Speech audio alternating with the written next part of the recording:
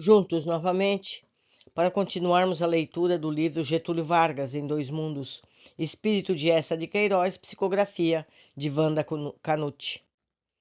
A chegada da oportunidade. Preparavam-se em âmbito nacional algumas mudanças. Aproximava-se o período em que a sucessão presidencial começaria a ser tratada. O partido político do presidente em exercício dominava todo o país, mas forças oposicionistas começavam a se formar.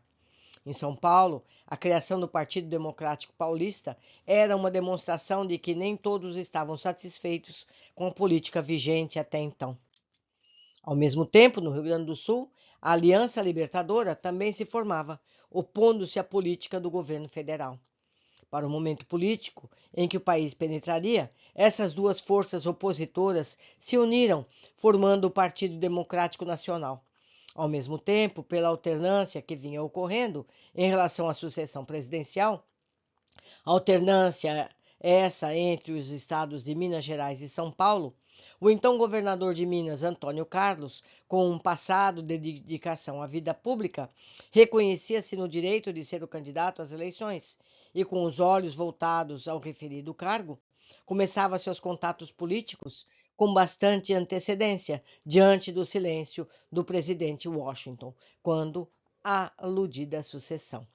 Mas eis que, contrariando as expectativas, o governo federal, sem o declarar abertamente, trabalhava a candidatura de Júlio Prestes, o grande defensor de seu plano financeiro, na Câmara e indicado posteriormente para governador de São Paulo, sobre o qual teria ascendência a fim de dar continuidade ao seu projeto econômico.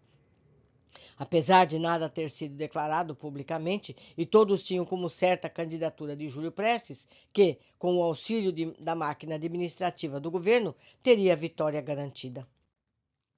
Porém, o governador mineiro, que abrigava em si tal intenção, sentindo-se frustrado em seus anseios, recorre ao Rio Grande do Sul para a formação de uma aliança e ambos estatuírem uma candidatura de oposição ao presidente. O estado do Rio Grande do Sul, que se via relegado ao esquecimento por não ver nenhum de seus filhos prestigiado com o governo federal, mostrou-se receptivo ao apelo dos mineiros, com a condição de que o candidato fosse gaúcho. Minas concorda, e na Câmara Federal os deputados de ambos os estados começam a reunir adeptos. Promoveram a união interna do Rio Grande do Sul e aliaram-se à luta de derrubada da oligarquia paulista, formado pela Aliança Liberal. Alcançaram como candidato o então governador do estado, Getúlio Vargas, que aceitou, depois de certa relutância e muito cuidadoso, comunicou-se com Washington Luiz sobre a candidatura, colocando-se à disposição para qualquer entendimento.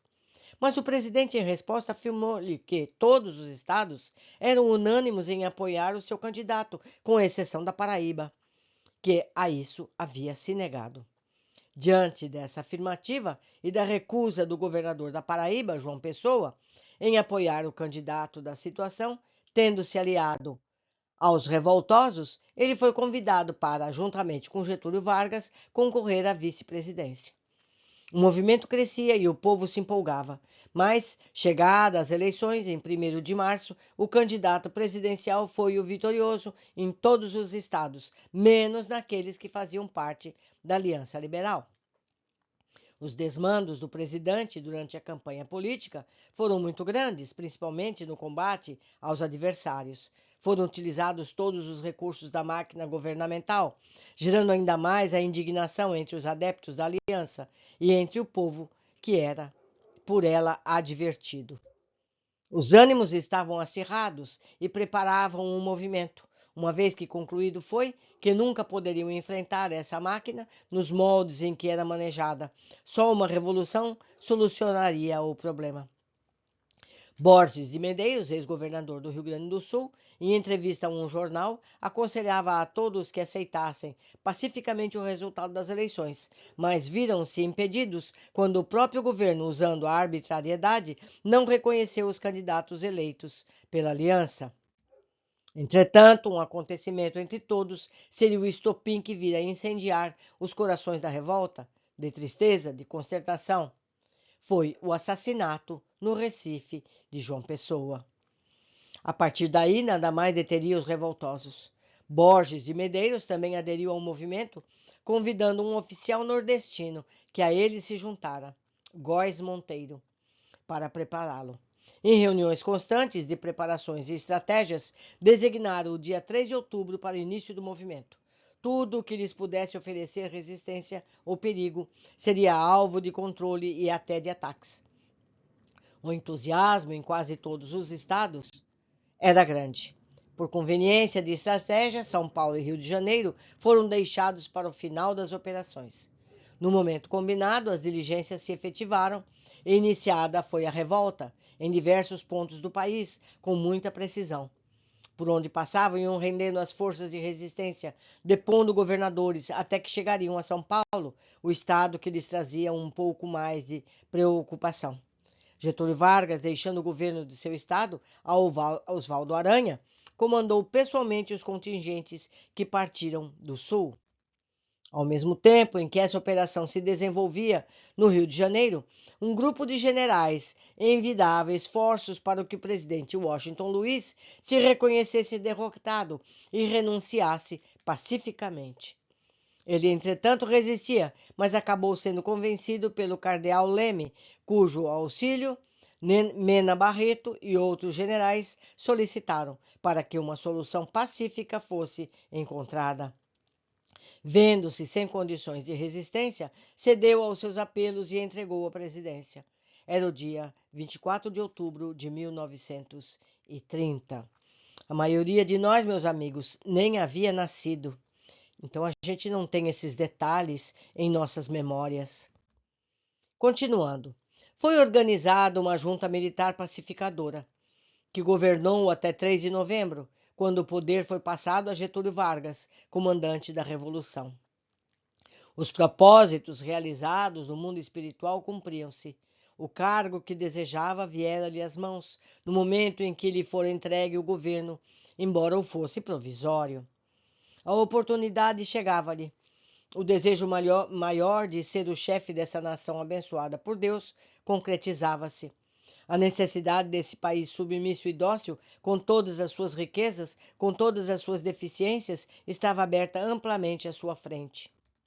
Ele era seu chefe supremo. Tudo o que havia preparado em objetivos em favor de tantos poderia ser colocado em prática.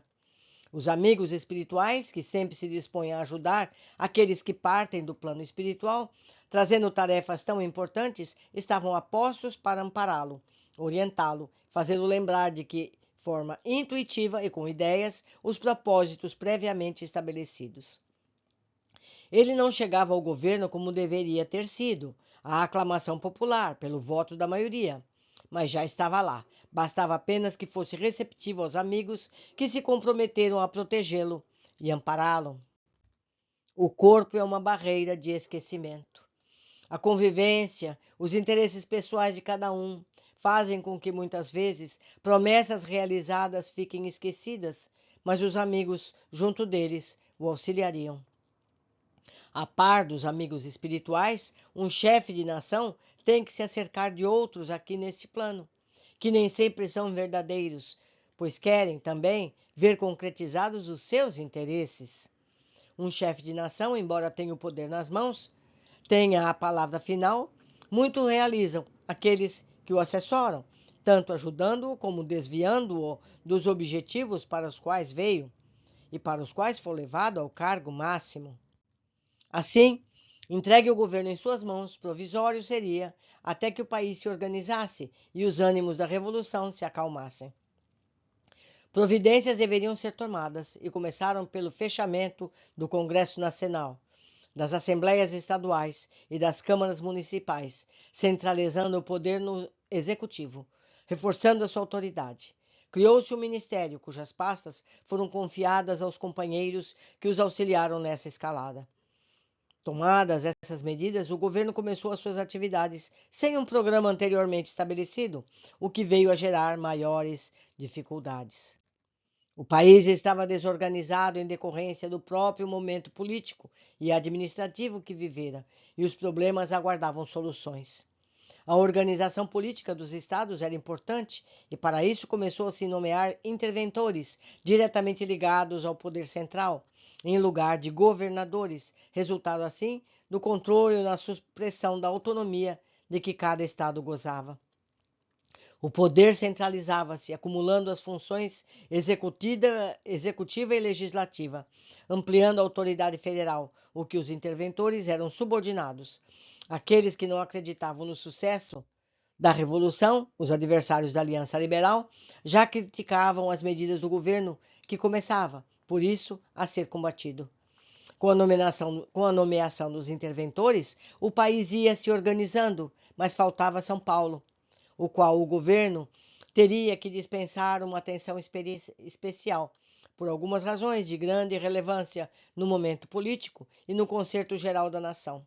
Era o estado mais rico da federação, muito bem localizado, com a prerrogativa das facilidades que o progresso econômico lhe conferira, e nele se localizava a grande força política, PRP, que, embora fosse abatido, dominava o país durante algumas décadas e ao qual pertencia o governo deposto, ainda respeitado pela sua grande maioria.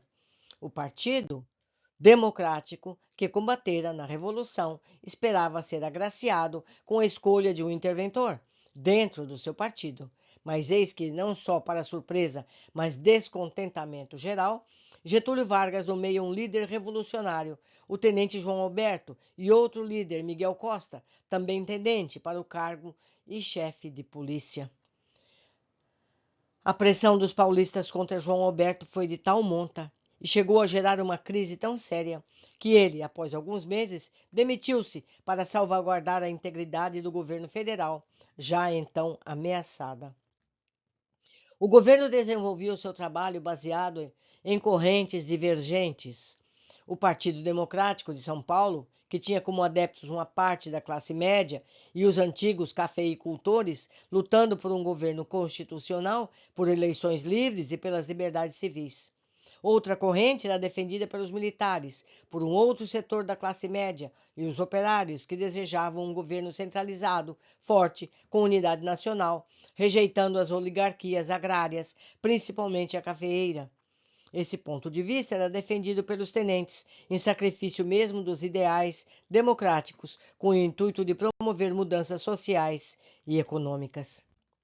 Criou-se o Clube 3 de Outubro, formado pelos tenentes combatentes da Revolução, com a finalidade de dar apoio ao governo. A resistência foi entregue ao general Góes Monteiro. Foi um período que coincidiu com a crise mundial, cujos reflexos foram sentidos aqui também, aqui no Brasil, pela diminuição da exportação do principal produto do país, o café, trazendo consequências no seu valor de mercado e teve o seu preço diminuído. Criou-se, em decorrência disso, o Conselho Nacional do Café, com a intenção de melhorar os preços, e incinerou milhões de sacas do produto. A revolução, que tinha sido levada a efeito, sobretudo para diminuir uma crise gerada em decorrência do predomínio das oligarquias cafeeiras, nada estava conseguindo realizar em favor dos outros produtos e os problemas continuavam. Desempregados havia muitos. A insatisfação dos que sofriam era grande e constituía uma ameaça ao governo.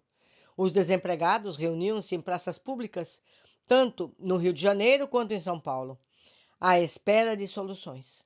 Essa situação de dificuldade entre o proletariado facilitava a penetração e expansão dos comunistas, que, mesmo na ilegalidade, estimulava-os à rebelião, provocando a desordem, principalmente nas capitais. Os que trabalhavam faziam-no em péssimas condições, e a Aliança Liberal entendeu que algumas providências em favor dos trabalhadores deveriam ser tomadas. Assim, o Ministério do Trabalho, criado logo após a instalação do governo provisório, tendo como seu ministro o Sr. Lindolf Collor, olha só, tomou diversas medidas que satisfizeram, em parte, algumas das reivindicações trabalhistas, mas, ao mesmo tempo, reteve para si o controle das atividades sindicais, terminando com a sua liberdade e tomando ainda outras medidas que desagradaram os operários, como a proibição de greve, a suspensão temporária de férias. Terminada a liberdade sindical, outra atitude governamental seria necessária. o combate aos comunistas, deturpadores da ordem. As perseguições começaram e os presos eram enviados à colônia correcional de Ilha Grande. Essa perseguição não se limitou somente aos comunistas, ou supostos comunistas, mas se estendeu também aos políticos do governo anterior. A imprensa passou a ser censurada, através de normas estabelecidas pelo então ministro da Justiça, Oswaldo Aranha, sob pena de fechamento em caso de desobediência. Muitas sublevações em diversos pontos do país estavam surgindo, mostrando a insatisfação popular pelo governo revolucionário. Meus amigos, eu não me contenho, eu preciso comentar. Vocês vejam bem, uma pessoa que nasceu com o objetivo de fazer o certo, quando chega aqui, mete os pés pelas mãos. Quanta confusão foi começada logo no começo de tudo, meu Deus. Vocês vão encontrar aqui muitos nomes conhecidos em seus descendentes. Mas é muito importante a gente saber esses bastidores da história, como tudo aconteceu. A ideia dele era boa, só que ele não sabia como. Mas continuamos no próximo capítulo. Aguardo todos vocês. Abraços.